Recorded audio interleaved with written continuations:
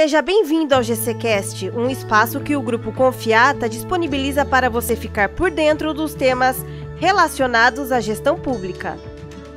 Acompanhe nossas redes sociais. Estamos no Instagram, Facebook e LinkedIn. É só buscar por Grupo Confiata. Estamos dando início a mais um episódio do GCcast, o podcast do Grupo Confiata. Hoje damos início à Semana do Terceiro Setor. E para falar desse tema tão importante, conto com a presença do Dr. Jefferson Gonzaga, que é coordenador do Departamento de Direito Público no Grupo Confiata, e da doutora Vanessa, que atende o Terceiro Setor na Confiata. Contamos também com uma convidada mais que especial, a doutora Alice, que é médica mastologista, fundadora do movimento Pense Pink e responsável pela Maple Tree Brasil, que vamos falar um pouco mais depois. E para dar a introdução à nossa conversa de hoje, gostaria de ouvir vocês. O que é o terceiro setor? Bom, o terceiro setor, ele deu início a um bom tempo, né? Lá na década de 50, da década de 50 nos Estados Unidos. Depois, posteriormente, veio para o Brasil e se evidenciou na década de 90. E aí surgiu o termo terceiro setor, porque não trata-se nem do primeiro setor, nem tampouco do segundo. O primeiro setor seria o governo, e o segundo setor seria o mercado, né, das instituições com finalidades lucrativas. Surge daí o terceiro setor no Brasil, e ele veio para evidenciar, né, para ajudar, auxiliar as demandas da administração pública, ajudar aquilo que o Estado não consegue administrar, e aí vem o terceiro setor e auxilia, né, nessas questões. Acho que é uma dúvida muito pertinente a questão por que terceiro setor, né? Existe o primeiro e o segundo, né? Ele está ali intermediando, né? Auxiliando as entidades, auxiliando as empresas e também o governo, tá? É uma instituição riquíssima, né? Ali auxilia demandas que o Estado não consegue administrar. Então, é muito importante esse terceiro setor. E o crescimento dele está de vento em popa. São muitas as questões, são muitos os eixos que o terceiro setor participa, né? Desde instituições de assistência social, saúde, cultura. Então, só vem para ajudar. É bacana ouvir isso. Em algum momento, né, principalmente no Brasil, a existência do terceiro setor ela foi muito compreendida como uma falência da atividade do Estado, né? Como a falência das ações governamentais. Alguns autores falam muito disso, mas eu, particularmente, firmo o entendimento de que ele complementa a atividade estatal. Sem dúvida. Nós temos uma economia, né, que não permite que as prefeituras e o próprio governo de estado e federal acaba tendo conta da demanda, financeiramente falando. Então eu vejo, na verdade, a oportunidade de ter o terceiro setor atuando, porque a necessidade da população, né, ela permanece. Então, o terceiro setor, na minha concepção, ele vem para isso, para suprir, né? Exatamente. Isso, mas complementar, né? Complementar, e não vejo a falência, né? Isso é bacana a gente tá dizendo. E também o conceito de que o terceiro setor eram entidades desorganizadas, que trabalhavam de qualquer maneira. Não, o que a gente vê hoje é cada vez mais o terceiro setor organizado, trabalhando de maneira correta, organizada, próspera, entidades crescendo muito em capacidade de atendimento, em volume de assistidos, né, na sua assistência. Então, é um fortalecimento muito grande do terceiro setor, ao contrário do que se julgava há algum tempo atrás. E nessa questão, doutora, a gente vê o que é evidenciado o terceiro setor na mídia, só a parte ruim, né? De algumas instituições que assim, não têm um conhecimento, não têm uma organização, um compliance, né? E tem tantas outras, né? São milhares de entidades organizadas no Brasil. Os bons acabam pagando aí pela má gestão de alguns, né? Isso vale para tudo e para o terceiro setor não é diferente, infelizmente. Infelizmente. Então é isso, os diversos eixos vêm, como o doutor Jefferson falou, para auxiliar o Estado nas demandas, né?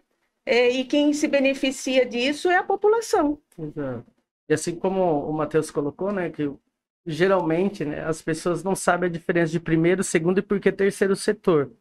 Então, deixar bem claro que o terceiro setor não é filantropia, né, que ele não é assistência social propriamente dita.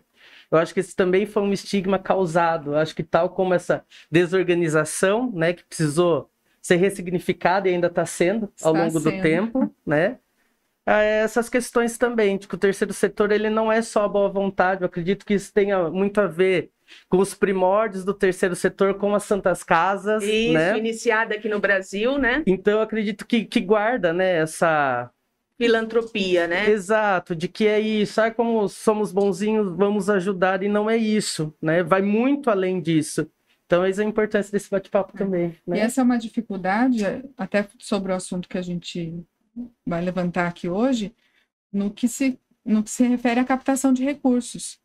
Porque, justamente por esse conceito de que o terceiro setor é só benevolência, é só filantropia, é só o auxílio, que a gente tem dificuldade em algumas coisas relacionadas à captação de recurso, ao gerenciamento de pessoal, né? Porque existe o conceito de que porque você está numa entidade sem finalidade lucrativa, você não pode ter ninguém recebendo por isso, você não pode ter nenhum funcionário pago para trabalhar, você não pode ter nenhum...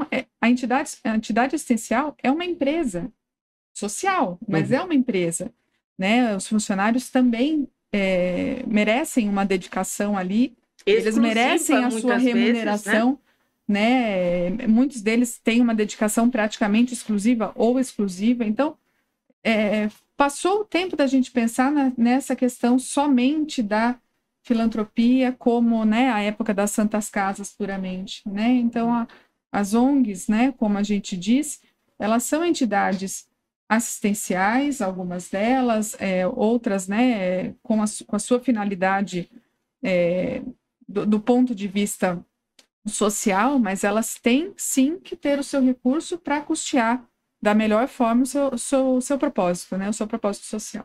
Perfeito. Doutora... E o serviço também são grandiosos, né? A quantidade de beneficiários com serviço. Então, realmente, é uma estrutura muito grande para se manter. Não existe falar em filantropia, existe realmente um serviço que é realizado, né? Complementar ao Estado. A doutora Alice trouxe para a gente um pouco dessa visão de quem está atuando diretamente no terceiro setor, ela que é fundadora do movimento Pense Pink e é responsável pela Maple Tree Brasil. E eu gostaria de ouvir agora um pouco mais sobre, principalmente da Maple Tree. Ela é uma ONG, né? A Maple Tree, ela é uma entidade originalmente americana, fundada há 10 anos nos Estados Unidos, e estamos há quase 2 anos no Brasil. Foi realizado um processo de transferência internacional, então aqui nós somos uma filial americana constitucional e constitucionalmente, então assim, foi um processo bastante burocrático para realizar essa transferência, então já começou a dificuldade daí, porque uma entidade americana para trabalhar no Brasil tem que fazer um processo via Ministério da Justiça, né? Então, o nosso processo durou só 180 dias. Mais 3 meses o processo nacional, então a gente levou 9 meses para nascer. Verdadeiramente uma gestação. Verdadeiramente uma gestação. E aí começamos a trabalhar e veio a pandemia, e aí, enfim, todas esses abre e fecha, como qualquer estabelecimento, nós também sofremos. A Maple Tree, ela oferece aos pacientes com câncer programas de qualidade de vida durante o tratamento e qualquer etapa do seu tratamento. O que são esses programas de qualidade de vida? Atividade física e reabilitação através de exercício, de fisioterapia e reabilitação e orientação nutricional.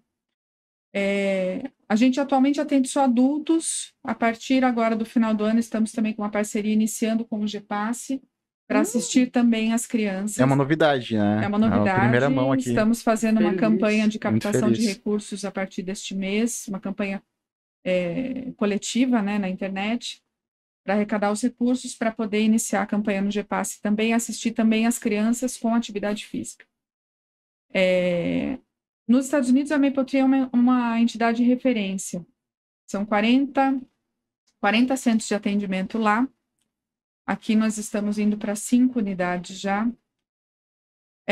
Mas a captação de recursos aqui é muito diferente do que é lá. Lá existe muita fundação financiando, né? Uhum. Lá existe muito recurso nesse sentido.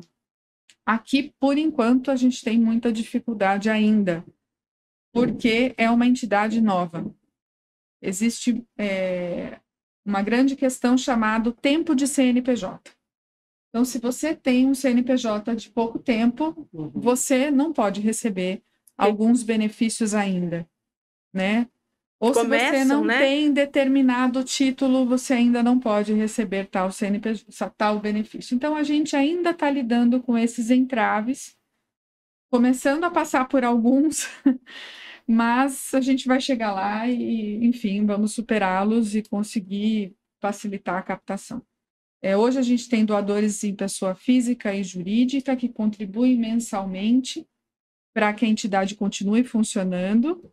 E, como eu disse, temos profissionais remunerados que se dedicam em horas suficientes para ter vínculo com os nossos pacientes, são treinados e capacitados para atuar com paciente oncológico. É um serviço totalmente diferenciado, único no país. Então, é um serviço de referência mundial que está aqui. Então, eles têm que ser remunerados por isso. Que orgulho, né? Que bom. Sim. E além de eventos que agora a gente está começando a conseguir fazer, então, agora no final do ano a gente vai ter alguns, todos revertidos para a entidade. Então, é basicamente isso que a gente faz. Hoje temos mais ou menos 60 pessoas em atendimento regular. Até o final do ano a gente pretende dobrar essa quantidade. E você comentou que agora terá uma unidade no GEPASSE para poder atender crianças também. E quais que são esses desafios, principalmente na captação de recursos? E depois gostaria de ouvir dos técnicos aqui os procedimentos. Eu acho que para uma entidade nova como a nossa aqui no Brasil, os desafios começam quando você precisa de muitos títulos para conseguir o mínimo de requisição de alguma coisa. Então, você precisa de um título de utilidade pública municipal, por exemplo. Mas você precisa ter 1 ano de CNPJ para poder pedir. Então, assim, você está com uma unidade atendendo 50 pessoas regularmente, trabalhando para caramba, trazendo um mega benefício para essas pessoas, mas você não pode pedir recurso municipal. Porque você não tem 1 ano de CNPJ, você não tem o título de utilidade pública municipal, que agora nós estamos finalizando o processo, já recebemos a visita, e, enfim, estamos aguardando finalizar e, se Deus quiser, vai sair daqui a pouco tempo. Então, precisa de um título, de um cadastro no Conselho Municipal. Então, assim, tudo é muito ligado uma coisa na outra, e tudo requer um tempo mínimo. Né? Então, não que eu acho que não precisa ter pré-requisitos, eu acho que precisa ter pré-requisitos, você precisa comprovar que você trabalha, precisa comprovar que o seu trabalho é legal e útil para a sociedade. Mas eu acho que algumas burocracias acabam muitas vezes sendo em excesso e você não consegue trabalhar e mostrar o valor do seu trabalho se você não tiver o mínimo de recurso para isso. Né? Então, eu acho que algumas coisas poderiam ser um pouco facilitadas, né? E eu acho que ainda falta na pessoa física acho que a cultura de doação. Eu acho que isso mudou muito na pandemia, mudou muito. Mas nós, brasileiros, ainda temos a cultura de doar aquilo que não serve mais para nós. E não a cultura de doar aquilo que vai poder ajudar o próximo. É diferente, né? Eu tenho muita cultura de doar uma blusa velha, por exemplo, ao invés de doar, por exemplo, um valor em dinheiro que, de repente, pode ter comprado alguma coisa para assistir alguma pessoa. seja numa assistência, seja num alimento, seja no que for, a entidade destine o que é melhor para aquela pessoa. Então, a gente ainda não tem a cultura de doação. Melhorou muito, e quando a gente olha as pesquisas de doação o Give Index lá, o Brasil melhorou muito na pandemia. A gente saiu de 70 e pouco para 50 e pouco na classificação mundial. Mas a gente ainda precisa melhorar muito. Com a condição que o nosso país tem, a gente ficar atrás de países extremamente mais pobres que nós, a gente ainda precisa melhorar bastante. Mas mesmo assim, quem mais doa não é o mais abastado. É a pessoa que tem mais simples em termos de poder aquisitivo. E essa é uma visão de quem está inserida à frente de duas instituições que prestam um serviço muito grandioso para a sociedade. Eu gostaria de ouvir agora do Dr. Jefferson, da doutora Vanessa, olhando agora para uma visão técnica, quais que são os desafios e procedimentos dessa captação de recursos? Como que a gente pode facilitar a vida de desses empreendedores sociais? Antes disso, Matheus, né, eu vejo que cabe até algumas questões assim, filosóficas existenciais, né? Porque eu fico boquiaberto quando eu escuto isso, porque quando a gente fala do terceiro setor, a gente está falando, né, de entidades que defendem uma causa para fazer de forma complementar uma atividade estatal. Isso requer muito de um trabalho voluntário, né? O trabalho voluntário nesse país realmente é para os fortes, não é para os fracos, porque demanda tempo, dedicação, dinheiro, muitas vezes do bolso, né, para que essas iniciativas possam acontecer, né, esse start seja dado. Então é como se o tempo todo as entidades precisassem comprovar, né, o quão honestas elas são, ao olhar do poder público e ao olhar da população, e a todo tempo meio que, olha como nós somos bonzinhos, sabe? Olha como nós somos íntegros. E essa visão, ela me parece deturpada, e isso por si só já começa, né, algo estrutural no sentido de, olha, da nossa cultura, né, de nos ajudar, vamos ajudar quem presta, quem vale a pena, numa régua de valores, né, completamente do avesso. Então eu acho que, além disso tudo, tem esse experimento, né, que é social, e depois essa questão que acaba sendo técnica, né, burocrática, e eis a importância da gente ter, né, parlamentares que se atentem a isso, que tenham essa sensibilidade quando elaboram um projeto de lei, quando votam um projeto, né, um plano de trabalho para prestação desse serviço para a população, porque senão cai nisso, né, em ser um desserviço. Essa é a realidade. E realmente, como a doutora colocou, a legislação no Brasil ela impõe uma série de requisitos para que qualquer entidade venha a ter a captação de recursos pelo poder público e também por pessoas físicas ou jurídicas. Às vezes o processo acaba sendo tão burocrático que até os diretores de grandes empresas acabam entendendo aquilo tão burocrático. Eu não quero dor de cabeça, eu gostaria de poder ajudar, né? Mas sem ter essa dor de cabeça, sem ter esse desgaste. Então os profissionais de contabilidade também, que às vezes fazem, né, todo esse trabalho para as empresas, o quanto eles precisam estar sensibilizados para isso. Algumas questões dos conselhos municipais, que parece que é algo que não está vinculado, mas os conselhos municipais, como eles precisam ser compostos por pessoas assim, dos melhores propósitos, né, para que na hora, né, de inscrever a associação, a entidade ali, eles também entendam, né, o papel fundamental disso para a atividade. Porque quando o estudo não acontece, o que a gente está fazendo, na verdade, é lesão a esses direitos e garantias, né, que a nossa Constituição Federal já assegura. Fugi um pouquinho para falar dessa captação, porque realmente eu fico inquieto, né, e eu acho importante que as pessoas possam ter essa oportunidade de refletir um pouquinho sobre isso. Porque eu vejo muitos amigos no meu círculo pessoal, eles acabam doando alguma coisa quando passam por uma situação, né, que uma determinada entidade tem como finalidade, ou conhece alguém muito próximo que passou, a mãe, o pai, o primo, o irmão. Então isso acende aquela chama, olha, agora eu preciso ajudar em gratidão a situação que eu passei. Isso não é ruim, que permaneçam ajudando, né, mas que vá além disso, né? que venha algo do consciente, desse coletivo mesmo. É bem isso mesmo. E geralmente quem passa por esses problemas, né, doutor? Quando você fala de passar familiares ou mesmo a pessoa, quem atende é uma instituição sem finalidades lucrativas, é uma ONG, né?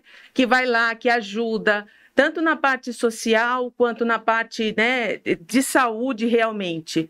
Então, sem dúvida nenhuma, é muito importante. E falando um pouquinho sobre essa parte, né, é muito burocrático, né? A entidade tem que começar com os recursos próprios, é muito difícil, é um custo muito alto. É justamente por isso, por evidenciar as questões maléficas do terceiro setor, né, de pequenas entidades que às vezes não conseguem administrar, planejar esse recurso, né, a forma de utilização, a transparência, né, das informações desses recursos, onde foi empregado esse recurso. Então, é muito importante a mídia falar mais do terceiro setor, dos benefícios de milhares e milhares de pessoas com os serviços dos eixos de assistência social, saúde, educação, né, que complementam o serviço do Estado. O terceiro setor, ele tem uma atuação na sociedade, muitas vezes para suprir aquilo que o primeiro e segundo setor não executam. Como que eles podem colaborar de uma forma que seja eficaz para o terceiro setor? Eu começaria falando, né, dos gestores públicos, né, na parte dos municípios, mesmo do Estado, que reconheçam realmente o serviço prestado por essas instituições, né, que atinge milhares de pessoas, são um benefício gigantesco à população. E tem a parte burocrática que tem que ser seguida, mas que fomentem, né, esses repasses a essas instituições, que vai ajudar realmente a população daquela região. E boa parte das entidades, elas ainda dependem das verbas municipais, principalmente, né? E muitas entidades só têm a verba municipal, praticamente, né, para se manter. Tem um doador, pessoa física ou jurídica, ou outro, um aqui, outro lá, fazem alguns eventos, mas o gordo do repasse da entidade é a verba municipal. Então, se não tiver aquele auxílio do município, não vai conseguir manter o apoio que a população precisa. Então, é bem importante que o município esteja apoiando aí em parceria, né? Compromissado, né? Porque assim como tem entidades que não sobreviveriam sem esse repasse, também são inúmeros os cases de municípios que não teriam uma oferta regular de serviço, não fosse a prestação pelo terceiro setor. Principalmente da saúde. Principalmente saúde. Principalmente da saúde. Sem dúvida. Tem muitas entidades de saúde. Vamos dar um exemplo. O GEPASSE. O GEPASSE é uma entidade sem fins lucrativos. É uma ONG, é terceiro setor. E atende uma região muito grande, né? Exato. Daqui, né? Será que sobreviveria sem o GEPASSE? Não, né? E às vezes nem todos os gestores da região o ajudam, né? O auxiliam. E não tem nem essa dimensão de que o GEPASSE é uma entidade do terceiro setor. Sim. Nem imagina, né? Muito falta essa comunicação, né, de ambos os lados, eu acredito que precisa ser trabalhado. Muito sem incentivo, principalmente para os gestores públicos entenderem essa necessidade desse repasse. Mas se caso há esse repasse, agora de uma maneira mais técnica, como que funciona? Eu acredito que é uma dor no cotovelo do gestor público, essa prestação de contas. Como que funciona para ele poder justificar esses repasses? Tem todo um procedimento, né? Assim como a Receita vai para a entidade, ela tem que prestar contas de tudo aquilo que ela utilizou, né? Todas as despesas utilizadas com recurso público. Então, a apresentação de documentos fiscais, notas fiscais, olerites, né? Porque a maior parte desse recurso vai para utilização, né, de mão de obra. Então, por exemplo, no caso da saúde, é pagamento de médicos, né? Enfermeiros, então tem olerites, tem contratos de prestação de serviço. Então, todos esses contratos, essas notas fiscais desses profissionais têm que estar ali na prestação de contas. Exato. Né? Além de toda a utilização, tem que ter um planejamento. E esse planejamento é através de um plano de trabalho que é elaborado, né, no início ali da parceria. E ali nesse plano de trabalho vai detalhar aonde vai ser empregado o recurso. E tem que seguir assim por toda a parceria.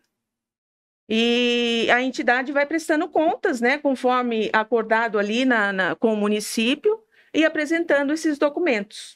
E hoje o Grupo Confiata, ele tem esse setor, né, dentro do direito público.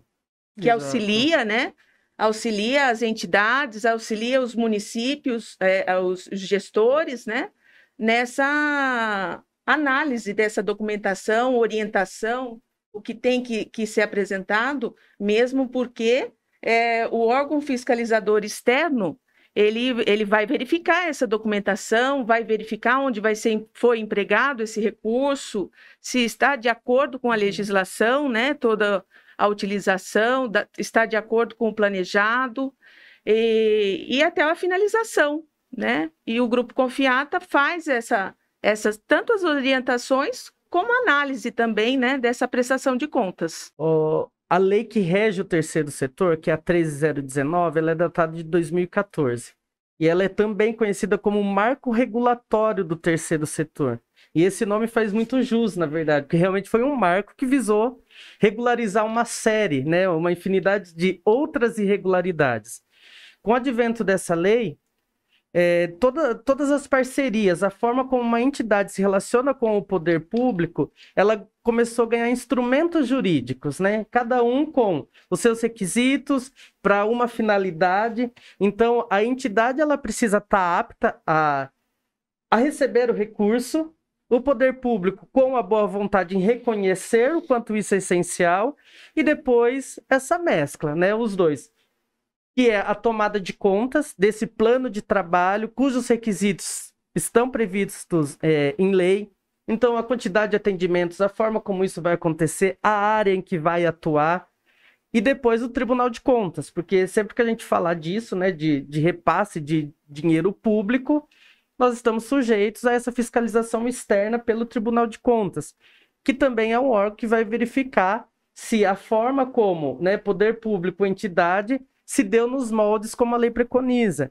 O terceiro setor, tecnicamente falando, ele é muito difícil no Brasil, porque apesar de termos o marco regulatório, nós temos inúmeras portarias, resoluções, e um arcabouço jurídico muito grande para reger essas relações. Então é quase que uma colcha de costura. Dentro da Confiata, o nosso trabalho realmente é isso, né? É fazer a colcha né, para que o cliente, né, para que a entidade, para que o poder público, ele tenha condição de, dentro da legalidade, atingir essa finalidade. Para que o interesse público de toda a relação não seja ofendido, né? Que é o atendimento da população, propriamente dito. Por isso que os municípios precisam dessa assessoria, né? Ouso dizer. Sem dúvida nenhuma. É uma parte difícil essa captação de recursos, sem dúvida. Mas a parte mais difícil também e mais importante nessa captação de recurso é prestar contas, porque não só o governo, empresas privadas também fomentam esse serviço e passam, né, repassam recursos do imposto de renda, por exemplo, e conhecendo uma entidade que prestou contas direitinho, de forma regular, que colocou lá no seu site toda a demonstração das suas despesas, essa entidade chama atenção, né? Pela transparência, pela exatamente, lisura disso, né? A lisura da utilização do recurso público. Então, eu acho que a parte mais importante e que evidencia a sua entidade é essa parte, a prestação de contas, ter uma consultoria, né? Que administre, que oriente, para que a prestação de contas seja perfeita. E entrando num segundo bloco, aqui do episódio de hoje. Setembro é o mês onde a gente tem a conscientização do câncer infanto-juvenil, conhecido como Setembro Dourado, né? Também a importância do diagnóstico precoce da doença. A Maple Tree tem um papel muito importante na sociedade em relação a isso, ainda mais agora estando presente dentro do GPAS. Qual que é a importância da atividade física que, no caso, a Maple Tree oferece? Bom, a atividade física para o paciente com câncer, ela tem vários benefícios, tanto reduzindo efeitos colaterais do tratamento, principalmente, né, reduzindo efeitos colaterais do tratamento, ajudando a reduzir o risco de recorrência da doença, do câncer, e aumentando a sobrevida de quem faz atividade física durante ou após o seu tratamento oncológico. A gente fala que quem faz exercício e teve um câncer vive mais do que quem teve um câncer e não faz exercício. Não importa se você nunca se exercitou na vida, se você começar a se exercitar mesmo depois do diagnóstico, você tem uma chance maior de viver mais e com mais qualidade, né? E a gente vê nos estudos esse mesmo resultado com as crianças, né? De menos efeitos colaterais, de melhor sobrevida, de melhor qualidade de vida, né? E para as crianças em especial, a gente tem uma preocupação muito grande quando eles chegam na idade adulta de desenvolver problemas cardíacos, de desenvolver algumas doenças crônicas, principalmente hipertensão, e de desenvolver um segundo tumor, de desenvolver um segundo câncer. E isso para as crianças que fazem atividade física, a gente vê menos em relação às crianças que não fazem. Então, a ideia para a criança, na verdade, é ganhar todos os benefícios que a gente já traz para o adulto e trazer benefícios adicionais para a vida adulta dela, né? Então, tornar essas crianças ativas desde a infância. Fora que criança que é ativo vai melhor na escola, se desenvolve melhor, é um adulto do ponto de vista neurológico e cognitivo melhor, se relaciona melhor com outras pessoas. Então, todos os benefícios do esporte para a criança a gente pretende levar também. É isso. E também tem algumas informações que eu gostaria de discutir agora com vocês, que são os direitos desses pacientes. Muitos papais e mamães não sabem dos direitos que os seus filhinhos, quando são diagnosticados, têm, e que o município ele precisa auxiliar com isso. Quais são esse auxílio, esses direitos que os principais que o paciente tem? Vamos começar pela assistência médica, né? Ao diagnóstico, assistência terapêutica, farmacológica e o paciente oncológico, a doutora pode falar isso com propriedade, o câncer é uma doença que não adoece só o paciente, adoece a família toda. Exato. Né? Então, eu acredito até que a assistência social, ela seja de cunho essencial para um tratamento, né? Quando eu escuto esse tipo de iniciativa, doutora, eu confesso que internamente eu já fico pensando também, né? E o paciente oncológico, por uma questão de preconceito, de visão equivocada mesmo de realidade, não consigo vislumbrar ele fazendo a prática de atividade física, né? E eu fico imaginando que muita gente no conforto da sua casa, que vai estar ouvindo isso aqui, também partilha disso, né? Mas isso é uma coisa que a gente sempre fala quando a gente conta o que é a Maple e o que a gente faz. Isso para a gente da área da saúde mesmo, né? Então, muita gente olha e fala assim, pô, mas o cara tá com câncer, tá fazendo químio e vai lá fazer exercício? Sim, ele vai lá. E se bobear, ele puxa mais ferro que você que não tá. Entendeu? Então, assim, a primeira coisa é quebrar o tabu, o estigma, o preconceito, o termo que você quiser usar. Quem tá com câncer pode, deve e precisa fazer. Precisa. Por mais que não estou disposto hoje, vai 10 minutos só, tá bom. Mas é melhor. Muitas vezes ele vai e não está disposto, aí volta mais disposto. Volta mais animado. Então, realmente é quebrar o preconceito que nós já temos, né? Da nossa cultura, realmente. da pessoa ficar em casa se está doente, seja com a doença que for, né? De ficar restrito, de não fazer o exercício. Isso vale a mesma coisa quando a gente fala para criança. E aí a ideia lá no GEPASSE é movimentar as crianças e a gente vai dar um jeito de fazer uma bagunça lá com o pai e com a mãe também. Vou dar um jeito de fazer um agito com esses pais e mães também. Porque eles têm que ficar ativos também. Pela saúde dos filhos dele. Muda a cultura, né? Muda a Daquele cultura, núcleo muda o familiar. ambiente. Se a gente mudar esse ambiente, a gente muda o ambiente das crianças. E a criança vai crescer num ambiente mais ativo. E esses deveres e esse dever é do poder público, né? É constitucional, né? Garantir a saúde, ponto. E aí nós temos outras legislações, né, que visam regulamentar esse dever estatal à saúde, que é realmente fomentar e garantir esse direito à saúde. E aí isso entra tudo, né? Assistência farmacêutica, assistência médica, o diagnóstico, o exame, se for o caso, a necessidade de cirurgia, leito e vaga. Então, tudo isso é um direito do paciente ao medicamento, seja de baixo ou alto custo, né? E num país como o nosso, ainda subdesenvolvido, a importância de que o poder público faça isso, né? E dentro do direito existe até essa questão, né?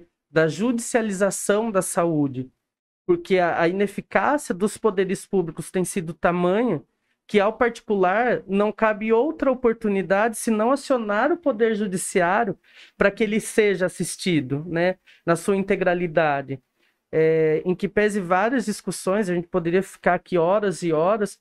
Eu creio que entre direito à educação, à cultura, ao meio ambiente sadio, para tomar isso tudo, antes você precisa estar íntegro da tua saúde física.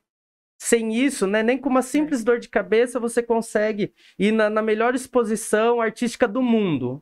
Você não vai absorver aquilo. Sim. Então eu acho que prescinde, né, da condição de ser humano que a gente esteja inteirinho, né, para resolver. Então são inúmeros. Quando a gente fala da criança, do adolescente, a gente tem o direito, né, ao atendimento escolar, ainda que seja no hospital, se for o caso. Então, os municípios também têm as suas secretarias de educação mobilizada para isso. Os que não têm, por favor, tenham. Sim. Né? Porque é um direito do paciente e são infinitos, né? Dá até para deixar depois, né? Embaixo. E se a gente falar só de paciente com câncer, na verdade, tem aquela listinha básica, quando o paciente tem um diagnóstico, a gente costuma falar no consultório, né? Paciente com acesso ao fundo de garantia, a liberação de PIS, a benefícios em processos de habitação e etc., que elas também podem ter benefício. E uma coisa muito importante, que às vezes a pessoa vai judicializar no município, mas às vezes não é nem no município, é a tal da lei dos 60 dias, que é o paciente que teve o diagnóstico de câncer e que ele deve iniciar o seu tratamento em 60 dias na rede pública, que é uma das principais leis da oncologia hoje.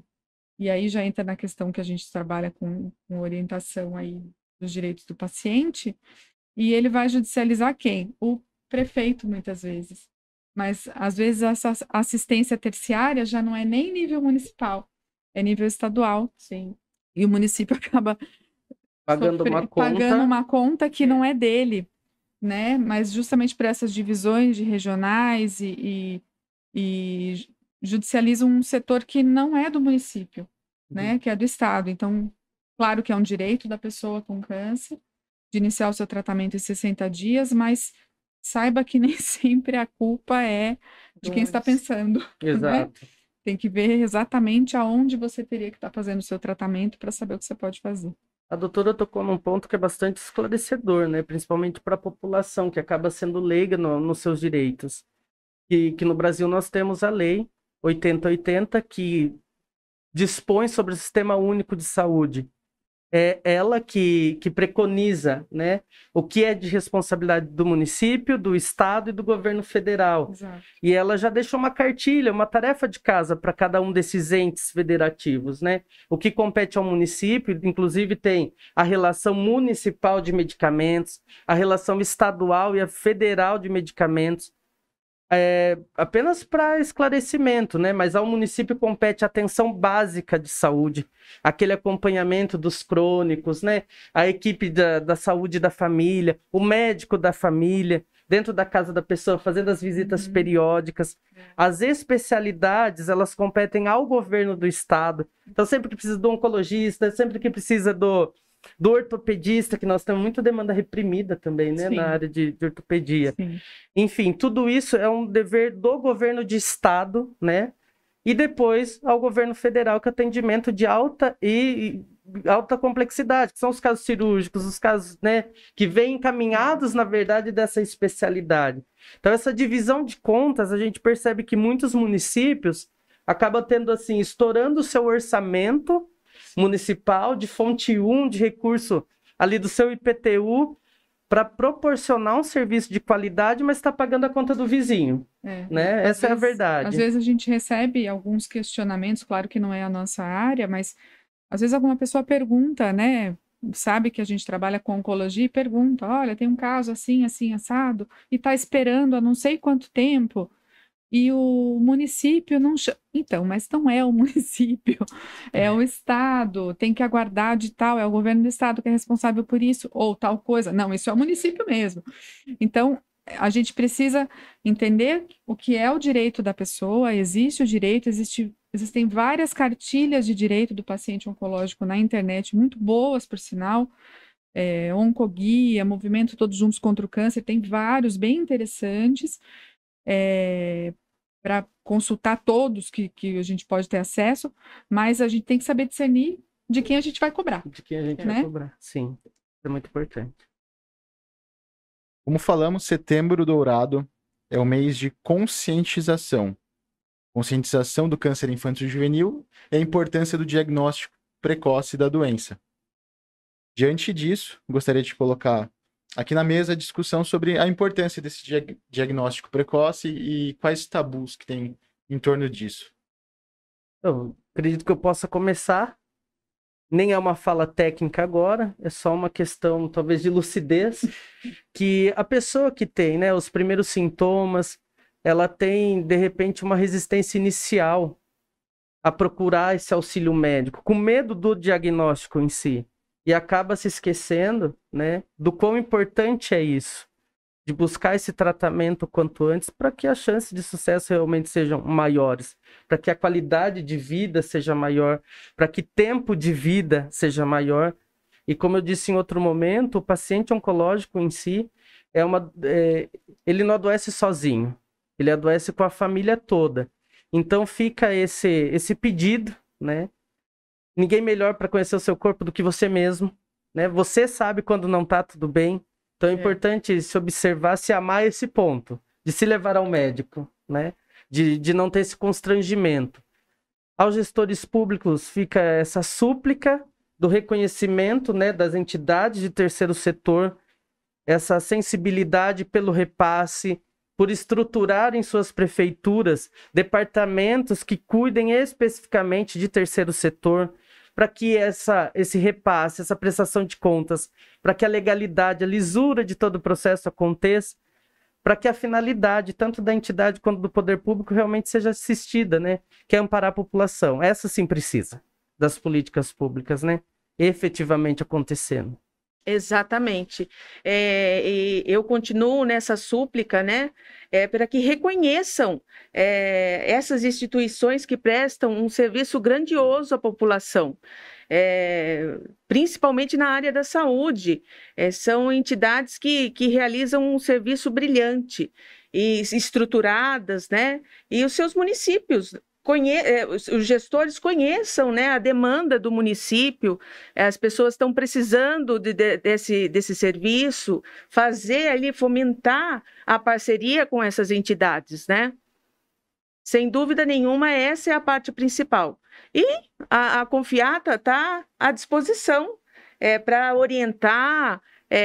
Fazemos também um serviço pro bono, né, para algumas instituições, para realmente enobrecer o nome do terceiro setor. Bom, eu acho que, como você já falou, é importante a gente prestar atenção ao nosso corpo, né, sobre o diagnóstico precoce do câncer, isso vai fazer toda a diferença no que diz respeito ao tratamento, no que diz respeito às chances de cura, de sobrevida. A gente está no mês do câncer infanto-juvenil, né? Não é a minha área, mas as mães estarem sempre atentas aos seus filhos, né?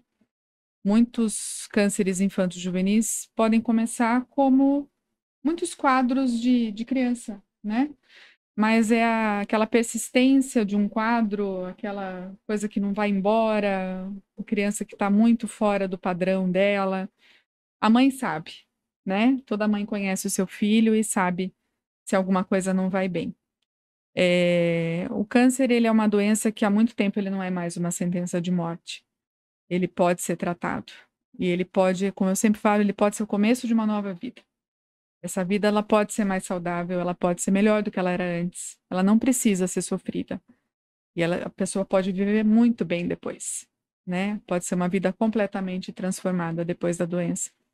Então, o importante é que a gente consiga diagnosticar cedo e tratá-la.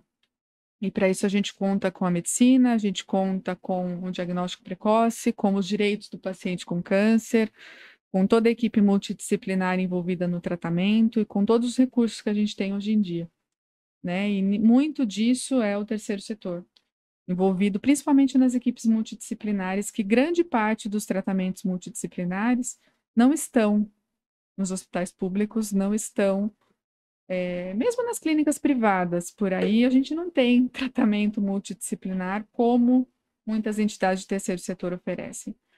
Então, a gente está entrando agora em setembro dourado, outubro rosa, novembro azul, dezembro laranja. A gente tem um monte de cor agora, que tudo é relacionado a câncer. Eu acho que fica uma dica aqui para todo mundo, para as prefeituras e para as pessoas mesmo, físicas, se sensibilizarem com as entidades que cuidam do câncer, né? E conhecerem o trabalho de muitas delas, não só da MapleTree, mas de muitas que fazem um trabalho sensacional aqui na nossa região, e conhecerem o trabalho e colaborarem com esse trabalho, né? Para que a gente possa continuar fazendo cada vez por mais pessoas, porque não é só o paciente com câncer que é impactado. Existe toda uma família, existe toda uma rede de amigos, de colegas de trabalho, que é impactada pelo trabalho do terceiro setor, e a gente precisa muito de todas as pessoas físicas, jurídicas e prefeituras para continuar fazendo isso. Se antecipando também, a doutora Alice comentou sobre Outubro Rosa, Novembro Azul. A MapleTree, mês que vem, em outubro, ela terá algumas programações especiais de acordo com Outubro Rosa. Sim, sim. Temos dia 2 de outubro, temos um pedal solidário. A gente já fez uma venda de kits anteriormente, mas devemos ter alguns disponíveis ainda nos próximos dias. Dia 2 de outubro, saindo às 7 da manhã, tá? O legal é que quem participar do pedal de alguma forma, seja presencial, seja pelo Strava, que é o aplicativo, cada 20 quilômetros de pedal vai ser convertido em uma mamografia, que vai ser doada a mulheres que estão na rede pública de Sorocaba, aguardando pelo exame, tá? Foi feita uma cooperação da nossa entidade com o município de Sorocaba. Então, cada 20 quilômetros, nós vamos doar ao município uma mamografia, tá? Que vai ser feita na clínica Profeme, que é uma clínica de diagnóstico aqui da cidade, tá? Então, quem quiser saber mais, é só entrar lá no nosso Instagram, a gente vai divulgar direitinho nos próximos dias. E dia 16 e 17 de outubro, vamos ter um torneio de beach tênis.